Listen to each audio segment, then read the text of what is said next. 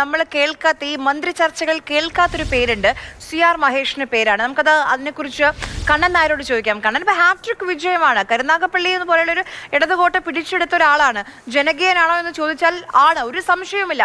മണ്ഡലത്തിൽ ഉടനീളം നിന്ന് ആ മണ്ഡലം നിലനിർത്തും എന്നും CR മഹേഷ് എന്ന് ഉറപ്പിച്ച് പറയാൻ കഴിയും. അപ്പം CR മഹേഷിന്റെ പേര് ഒരു ഘട്ടത്തിൽ പോലും പരിഗണനാ പട്ടികയിൽ കേട്ടില്ല. എന്തുകൊണ്ടാണത്?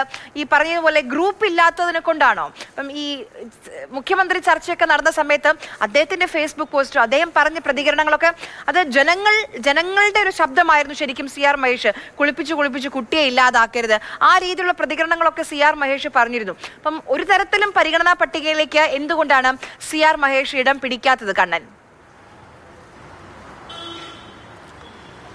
രണ്ടാം തവണ മികച്ച ഭൂരിപക്ഷത്തിലാണ് CR മഹേഷ് അവിടെ നിന്ന് ജയിച്ചു വന്നത്. ആ സമയത്ത് പോലും CR മഹേഷിന്റെ പേര് പരിഗണനയിൽ ഉണ്ടായിരുന്നില്ല. പ്രത്യേകിച്ച് അദ്ദേഹം ആ മണ്ഡലം കേന്ദ്രീകരിച്ച് പ്രവർത്തിക്കുകയാണ്. ഒരു മന്ത്രിസ്ഥാനം എന്നുള്ള ഒരു ആവശ്യം ഒരു നേതാവിനോട് പോലും CR മഹേഷ് ഉന്നയിച്ചിട്ടില്ല എന്നുള്ളതാണ് ഏറ്റവും എടുത്തു പറയേണ്ട കാര്യം. ആ മുഖ്യമന്ത്രി ചർച്ചകൾ നടക്കുന്ന സമയത്തൊക്കെ തന്നെ, വിവാദങ്ങൾ ഉണ്ടായ സമയത്തൊക്കെ തന്നെ ജനപക്ഷത്ത് നിന്ന് സംസാരിച്ച ഒരാൾ കൂടിയാണ്. നമുക്ക് വ്യക്തിപരമായി പറയാൻ സാധിക്കും, അത് VD സതീശന് അനുകൂലമായിട്ടുള്ള ഒരു പ്രതികരണം തന്നെയായിരുന്നു അദ്ദേഹത്തിന്റെ ഭാഗത്ത് നിന്ന് ഉണ്ടായത്.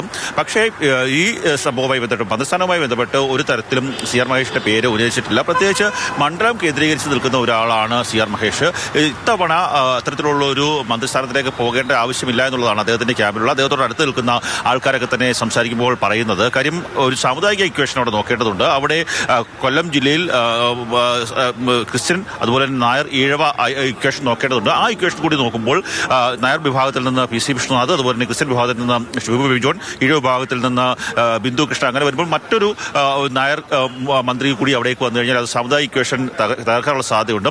അത് പരിഗണിക്കപ്പെട്ടിട്ടുണ്ടാകാം. മാത്രമല്ല CR മഹേഷ് അങ്ങനെ ഒരു ആവശ്യം ഉന്നയിച്ചിട്ടില്ല എന്നുള്ളത് തന്നെയാണ് ഏറ്റവും പ്രധാനപ്പെട്ട കാര്യം. രണ്ടാമത്, ജ്യോതികുമാർ ചാമക്കാല ഒരു മന്ത്രിസ്ഥാനത്തിന് വേണ്ടി ശ്രമിക്കുന്ന അല്ലെങ്കിൽ അങ്ങനെ ആഗ്രഹിക്കുന്ന ഒരു വ്യക്തിയാണ്. അദ്ദേഹം ഇപ്പോൾ അനന്തകൃഷ്ണൻ പറഞ്ഞതുപോലെ രമേശ് ചെന്നിത്തലയുമായി ഏറ്റവും അടുത്ത് നിൽക്കുന്ന ആളാണ്. പലതരത്തിലുള്ള സമ്മർദ്ദങ്ങൾ ഉണ്ടായിട്ടും ഗ്രൂപ്പ് മാറാതെ രമേശ് ചെന്നിത്തലയുടെ ഏറ്റവും അടുത്ത അനുയായിയായി നിൽക്കുന്ന ഒരാളാണ്.